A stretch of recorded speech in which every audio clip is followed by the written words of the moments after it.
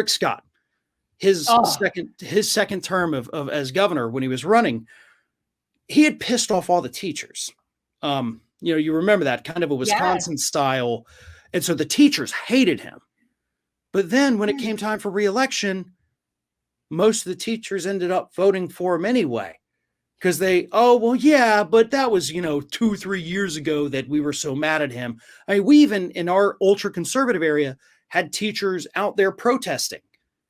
And then most of them turned around and voted for him anyway. So that's what, when I say these people are going to forgive and forget and move on and re-vote for these people, that's exactly what I'm talking about, because we've seen it too many times. So the polls right now, it's fun to talk about them, but they mean nothing in the long run. That's what I say. I say that all the time to people. I'm like, but he's just down in the polls. I'm like, it doesn't matter. And he knows that too. Yeah. He knows that doesn't matter. And I watch him and I think that he's like, it's like watching a political masterclass, watching him, and he's already running for president in 24. Farron, unless something significant happens, I think he's the next president. And the way I look at it is this, and I really think it's important for you to share your perspective.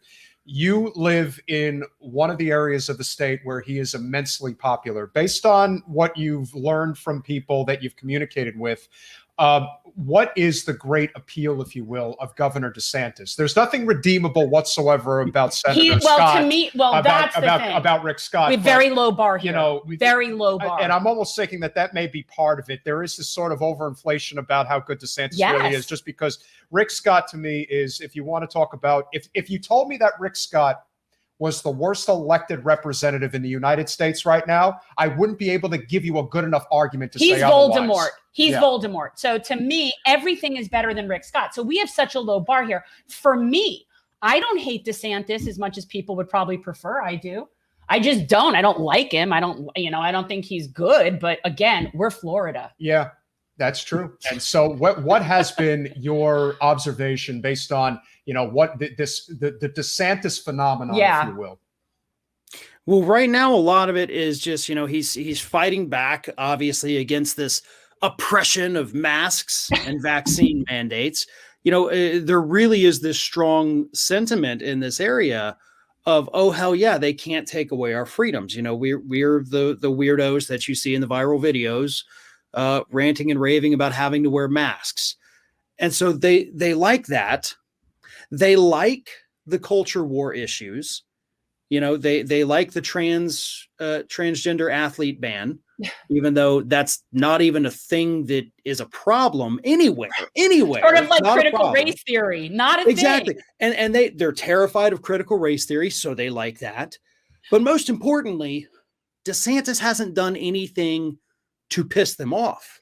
Yeah. Right. Yeah. He hasn't challenged anything. He hasn't actually changed anything in their lives. And that's all that matters to them. They're not any worse. They're not any better, except, of course, for all the people that have died. They're worse off, obviously. But other than that, if it doesn't affect them personally, they don't care. Then they say, okay, why change ships midstream when I'm okay where I'm at? And that, honestly, that's a lot of what made Trump, I don't want to say popular, but I guess popular with, middle America. Yeah. Their lives, a lot of them, some of them did get worse, obviously, with the trade war and the farmer bankruptcies going through the roof. But a lot of people would look at that, and had it not been for COVID, he'd be president right now. Absolutely. I have no doubt. 100%. Yeah, because so many people looked at their lives and say, okay, well, he says crazy things. He does stupid things. He's a bit of a buffoon, but my life's no different. So what do I really care? And we have to get that through to people. And I wish we could get it through to the Democrats in Congress. Like, if you don't make these people's lives better, they're going to go the other way. They're going to go to that other party in the midterm. So, they've set this deadline on themselves of September 27th, to get these bills passed and then early October and all that. But if they can't do this, if they allow the corporatists to take them down, those people who under Trump are saying, my life's not so bad, when they get promised these big things and then don't get them, that makes them mad. And they're going to take that out on the Democratic Party, who fails to deliver. So there's a lot at stake here, not just here in Florida, obviously, but all over the place. But I do think Florida, of course I'm biased because I'm here. This really is ground zero for what people need to expect. Like DeSantis is making horrible decisions across the board, but he's still not even that unpopular because people don't care if it doesn't affect them directly. And that's what makes it so scary too. Yeah. We're headed for another Texas style abortion ban here in Florida. They're kicking that idea around. The transgender athlete ban, the protest bills. This is all distraction. So they don't have to actually do anything. But the truth is the Democrats like that. They don't want to actually have to do anything because most of them are just as corporate anyway. So they don't really care. But one of the things I think about Florida, and especially regarding like popularity of somebody like DeSantis, is that, he's not affecting them economically really one way or the other. But there's a lot of like very strong civil liberties defenders in this state. And that is something, and this is something where I actually am very this is where I'm very libertarian. Like I am very strong civil liberties. So when people like that he is standing up for those things, I don't always agree with the policy, but I kind of like that too. And I definitely like him like standing up to big corporations or big tech and doing that. Like that's appealing.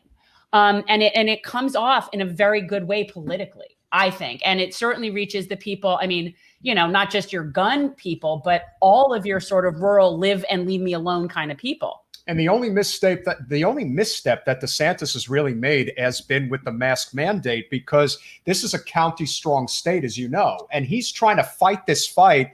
And again, we know why he's doing it. I don't even think he gives a damn. I think he just knows where the red meat is, and he wants to feed the wolves, if you will, because they're hungry.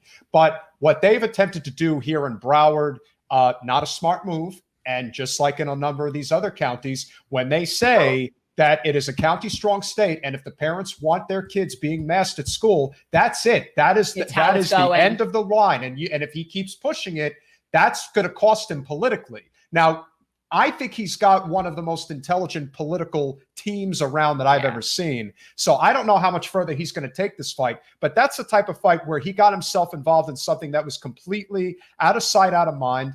It never made sense from the beginning. It almost seemed like he has like a vendetta against the teachers union. Maybe he does, because they make a lot of noise up in Tallahassee, and he probably doesn't like it. But you know what? That's the way politics is supposed to be. At least the teachers union is fighting. I mean, that's one thing you could say. The Florida teachers union does, get in the mud. They are willing, to go to bat for the kids. And that's obviously very important to see. And so I do think that his sort of evolution as a politician just has more to do with, is he going to make a big mistake? Right. It's his to lose. Yeah. That's what I think. Would you agree with that? Yeah, absolutely. Because especially if you look around at some of the other possible Republican candidates at this point, none of them have the kind of, especially with DeSantis, the short record of, other than bad policies. Let's pretend the bad policies are another thing. There's no actual scandals, right? It's not like this guy has some skeletons in his closet. He's relatively young, so there's not a big, long history to go back and dig stuff up for, as opposed to, Ted Cruz, who obviously also wants to be president. You put those never going to happen. If there's one thing I could say, that is never going to happen. Never. At least I don't put any guarantees. But you compare a Ted Cruz to a DeSantis. DeSantis is going to win that battle. Josh Hawley, maybe you got something there. Maybe those two could duke it out. Maybe they, form a nightmare ticket, really. But the DeSantis is better situated than some of these other people who have been around for so long and really have nothing to show for it except for a couple of scandals and, some fights on social media. DeSantis has avoided that so far. He just has bad policies. And as we all know, the public will overlook bad policies all day long. As long as they like you. Yeah, exactly. And I'm sorry, go ahead. It's a popularity contest. Yes, and I can see him being appealing. And I also do like the fact that he has served in the military. That is something, and I am not I am pretty anti all of that. but it is appealing. It's appealing that somebody who's going to be sending people to war has served in the military. And isn't a coward. Again, I can't speak, we obviously can't speak to Rick Scott and his nightmare, but the one thing I will say about DeSantis is at least he could have easily really got involved with the whole Guaido situation, and especially what's going on in Cuba.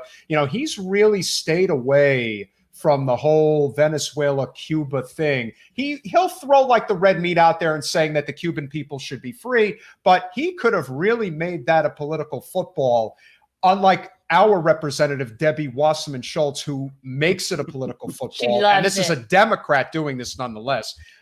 It does speak to the fact that, and I still think this is the most underrated part of his reelection bid and his presidential run. He served our country. And that in states like Georgia, states like Arizona, states like Pennsylvania, that matters a lot to the average voter. It really does. And it's not getting talked about enough. And the other thing that I think was a colossal failure on Biden's part is that he addressed him.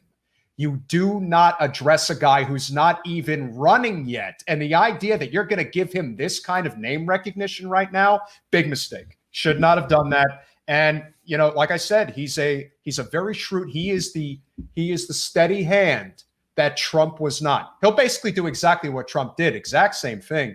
But this guy is not a Looney Tune the way that Trump was. And I think he is the smart Trump, I guess is what you would say. He's less offensive. Yeah, because that's where we're heading. And I think this conversation is important to have, because I think it's very important. A lot of people don't see these things coming before they actually get there. And I think that this is something that you see. This is something that we see. We see DeSantis coming a long way before a lot of other people do. And that I think is important in terms of how you prepare, because you need to start preparing in advance if you're going to have any shot at stopping it, if that makes sense. Thanks for watching.